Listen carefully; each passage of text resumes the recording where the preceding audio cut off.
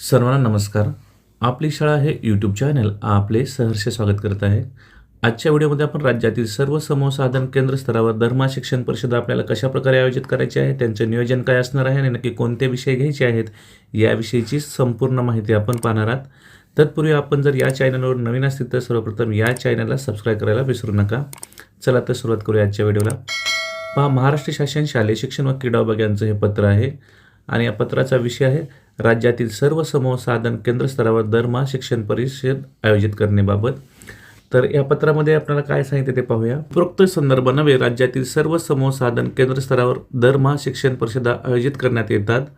गुणवत्तापूर्ण शिक्षणासाठी केंद्रस्तरीय शिक्षण परिषदेमध्ये केंद्रातील शिक्षक राबवत असलेले विविध उपक्रम, अध्ययन, अनुभव समजून घेणे, अनुभवाचे आदान प्रदान करणे, एकत्र येऊन शिक्षकांना जाणून समस्या चर्चेद्वारे सोडवणे, क्षमता आधारित वर्ग नियोजन करणे, केंद्र संसाधन गटाचे मार्गदर्शन यातून शिक्षकाची क्षमता बांधणी होते. प्राथमिक व माध्यमिक शाळांतील शिक्षकाच्या व्यावसायिक विकासाला चालना देणे तसेच वर्ग अध्यापन अधिक परिणामकारक व गुणवत्तापूर्ण करण्यासाठी केंद्रस्तरीय शिक्षण परिषदाचे आयोजन महत्त्वपूर्ण ठरते. शैक्षणिक वर्ष 2026-27 मधील केंद्रस्तरीय शिक्षण परिषदाद्वारे निपुण भारत अभियानांतर्गत पायाभूत साक्षरता व संख्याज्ञान म्हणजेच FLN, क्षमता आधारित शिक्षण, बहुवर्ग अध्यापन कौशल्य आणि विद्यार्थ्याच्या शैक्षणिक प्रगतीचा सातत्यपूर्ण आढावा, मुलांच्या शिकण्यामध्ये पालकांचा सक्रिय सहभाग या बाबीवर विशेष भर देण्यात यावा. तर पहा, 2026-27 म्हणजे जे आपल्या शिक्षण परिषदा होणार आहेत त्यामध्ये नक्की कोणते विषय आहेत याविषयीची या ठिकाणी आपल्याला माहिती दिलेली आहे. पुढे संदर्भ क्रमांक 1 अन्वये समूह साधन केंद्रावर दरमहा शिक्षण परिषदेचे आयोजन करणे अनिवार्य आहे. तसेच संदर्भ क्रमांक 3 अन्वये परिषदेमध्ये शिक्षकांची उपस्थिती अनिवार्य राहील. त्यांची विद्या समीक्षा केंद्र पोर्टलवर किंवा ॲपवर समूह साधन केंद्र समन्वयक यांच्याद्वारे उपस्थिती नोंदवली जाईल. पहा, हा देखील मुद्दा महत्त्वाचा आहे. म्हणजे शिक्षक केंद्र परिषदेमध्ये जी उपस्थिती असणार आहे त्याची विद्या समीक्षा पोर्टलवर उपस्थिती देखील नोंदवायची आहे. ते नोंदवणार आहेत केंद्र समन्वयक म्हणजेच केंद्रप्रमुख. पुढे शिक्षण परिषदेत ठरलेल्या गोष्टीची प्रत्यक्ष वर्गातील अंमलबजावणीबाबत समूह साधन केंद्र समन्वयकांनी शाळा भेटीदरम्यान पडताळणी देखील करावी. पुढे पाहूया. वर्षातील दरमहाच्या शिक्षण परिषदेतील एकूण 40 म्हणजेच 10 शिक्षण परिषदा गुणिले 4 तास, तासिकांना उपस्थितीसाठी जास्तीत जास्त 10 घड्याळी तासिका म्हणजेच 50 तासाचं प्रशिक्षण कालावधी पूर्ण करण्यासाठी गृहीत धरल्या जातील. आणि त्या अनुषंगाने शैक्षणिक वर्ष 2026-27 मध्ये केंद्र स्तरावरील शिक्षण परिषदेचे आयोजन पुढील 5 सत्रामध्ये करण्यात यावे. या आराखड्यानुसार संदर्भ क्रमांक 2 अन्वये केंद्र संसाधन गटाने म्हणजेच CRG स्थानिक शैक्षणिक गरजा व प्राधान्याचा विचार करून केंद्रस्तरीय शिक्षण परिषदेचे आयोजन करावे. तर आता 2026-27 मध्ये जे आपल्या केंद्र परिषदा आयोजन करायचे आहेत त्यामध्ये जे एकूण दिवसभराचं सत्र आहे त्या सत्रांचं नियोजन कशाप्रकारे आहे ते देखील आपल्याला या ठिकाणी दिलेलं आहे. पहा, शिक्षण परिषद सत्र नियोजन, केंद्रीय स्तरीय शिक्षण परिषद सत्र आयोजन करताना समावेश करावा. यामध्ये पहा, सत्राचे नाव, वेळ आणि सत्रात काय याबाबतचं नियोजन दिलेलं आहे.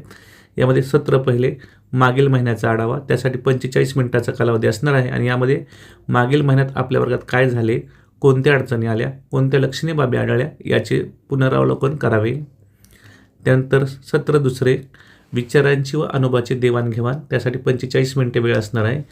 आधीच्या सत्रातील चर्चेवरून शिक्षकांनी वर्गात येणाऱ्या समस्यावर एकत्रितपणे उपाय शोधावे आणि आपल्या वर्गातील अनुभवाची एकमेकांसोबत देवाणघेवाण करावी. अशा प्रकारचे हे दुसरं सत्र असणार आहे. त्यानंतर तिसरे सत्र आशयाच्या आधारे पाठाचे मासिक नियोजन, यामध्ये 1 तास 30 मिनिटे वेळ असणार आहे आणि त्यासाठी पुढील महिन्यासाठी वर्गाचे नियोजन करावे. त्यासाठी अध्ययन निष्पत्ती निवडून त्यातील कोणता आशय पोहोचायचा हे स्पष्ट बनावे. त्याला अनुसरून वर्गातील गटातील काम कसे असेल, कोणते शैक्षणिक साहित्य कधी वापरता येईल याचे तपशीलवार नियोजन करायचे आहे. त्यानंतर सत्र चौथे असणार आहे पालक, शाळा व्यवस्थापन समिती आणि समुदाय सहभाग, त्यासाठी 30 मिनिटे वेळ असणार आहे. शाळा व्यवस्थापन समिती, शैक्षणिक ग्रामसभा आणि पालक सभा बैठकीचे आयोजन इत्यादी घटकांचा मुलाच्या शिकण्यात सहभाग कसा मिळवता येईल या दृष्टीने नियोजन करायचं आहे. आणि सत्र पाचवे राज्याचे धोरणात्मक किंवा स्थानिक विषय, त्यासाठी 30 मिनिटे वेळ असणार आहे. स्थानिक किंवा जिल्ह्याकडून आलेल्या महत्त्वाची माहिती आणि धोरणे शिक्षकापर्यंत पोहोचावे. असा एकूण 4 तासाचा आपला शिक्षण परिषदेसाठी कालावधी असणार आहे आणि त्याबाबतचं हे नियोजन वर्षभरासाठी अशा प्रकारे असणार आहे. तसेच पुढे जर पाहिलं तर आपण या ठिकाणी केंद्रस्तरीय शिक्षण परिषदेचे माहिवार नियोजन देखील आपल्याला दिलेलं आहे. तर ते देखील आपण पाहूया. आपल्याला माहिती वर्षभरामध्ये आपल्याला 10 शिक्षण परिषदा घ्यायच्या आहेत आणि त्यांचं हे नियोजन या ठिकाणी आपल्याला दिसत आहे. 5 जून 2026 काय नियोजन आहे ते पाहूया. यामध्ये शाळा प्रवेश, शाळा पूर्वतयारी, पालक सहभाग आणि वर्गरचना, सद्यस्थिती आढावा, विद्यार्थी उपस्थिती, पालक शिक्षक संघाची स्थापना, पायाभूत चाचणी, पूर्वतयारी, सेतू अभ्यास, प्रभावी अंमलबजावणी, जीवन शिक्षण मासिक, उपयुक्तता आणि आरोग्य व स्वच्छताच्या सवयी अशा प्रकारचे जून 2026च्या शिक्षण परिषदेमध्ये विषय असणार आहेत. त्यानंतर जुलै 2026च्या शिक्षण परिषदेमध्ये आता नक्की कोणते विषय आहेत ते पाहूया. पायामध्ये 1 वर्ग, बहुवर्ग अध्यापन पद्धती, सेतू अभ्यास आढावा व शैक्षणिक साहित्य व्यवस्थापन, पायाभूत चाचणी आढावा, शाळा व्यवस्थापन समिती बैठक नियोजन, SCRTच्या वेबसाईटवरील साहित्याची ओळख, हाताळणी उपयुक्तता, नंतर NEP 2020 नवीन प्रशिक्षण कारवाई आढावा, गुणवत्ता आधारित स्पर्धा परीक्षा, विद्यार्थी सहभाग 100% निकाल उद्दिष्टे, PGI विश्लेषण स्थिती आणि पालक सभा आयोजन नियोजन अशा प्रकारे जुलै 2026च्या आपली जी शिक्षण परिषद होणार आहे त्यामध्ये हे विषय असणार आहेत. आता ऑगस्ट 2026च्या शिक्षण परिषदेमध्ये पहा, निपुण भारत अंतर्गत निपुण महाराष्ट्र, वर्ग व शाळानिहाय पायाभूत चाचणी विश्लेषण, क्षमता आधारित शिक्षण, मुलांच्या शिक्षणाच्या अनुषंगाने केंद्रात मुलींचे शिक्षण व उपस्थिती, गुणवत्तेसाठी प्रयत्न, प्रश्नसंच निर्मिती, शैक्षणिक ग्रामसभा व पालक सभा नियोजन, स्वयंसेवी संस्थांच्या उपक्रमांचा आढावा अशा प्रकारे ऑगस्टच्या शिक्षण परिषदेमध्ये विषय घ्यायचे आहेत. सप्टेंबर 2026साठी काय विषय असणार आहेत? शिक्षक विद्यार्थी क्षेत्र भेट नियोजन आणि त्रैमासिक पालक सभा माहितीचा आढावा, समग्र प्रगतीपत्र म्हणजे HPC आढावा, स्कॉप आढावा, मासिक पाळी व्यवस्थापन आणि पालक सभांचे आयोजन नियोजन अशा प्रकारे सप्टेंबरसाठी विषय दिलेले आहेत. ऑक्टोबर 2026साठी प्रथम सत्र विद्यार्थी संचिका नोंदी आढावा, क्षमता आधारित विकास नियोजन, शाळा व्यवस्थापन समिती बैठक आढावा. नोव्हेंबर 2026 त्यासाठी विषय पाहूया. संकलित मूल्यमापन 1 विश्लेषण आणि सुट्टीतील पालक सहभाग गृहपाठांसाठी विद्यार्थी उपक्रमाचे नियोजन, प्रश्नसंच निर्मिती. त्यानंतर डिसेंबर 2026साठी पहा, विद्यार्थ्यांसाठी क्षमता आधारित शैक्षणिक प्रकल्प नियोजन, शाळा विकास आराखडा नियोजन व कार्यवाही, कला व कार्यानुभव विषयाच्या अनुषंगाने उपक्रमांचे सादरीकरण अशा प्रकारे डिसेंबर 2026च्या शिक्षण परिषदेमध्ये विषय घ्यायचे आहेत. त्यानंतर जानेवारी 2027साठी प्रकल्प आधारित शैक्षणिक प्रगतीचा आढावा व पुढील नियोजन, राष्ट्रीय विज्ञान दिन, उपक्रम निवड, खेळाचे महत्त्व, पालक सभा आयोजन नियोजन आणि प्रश्नसंच निर्मिती.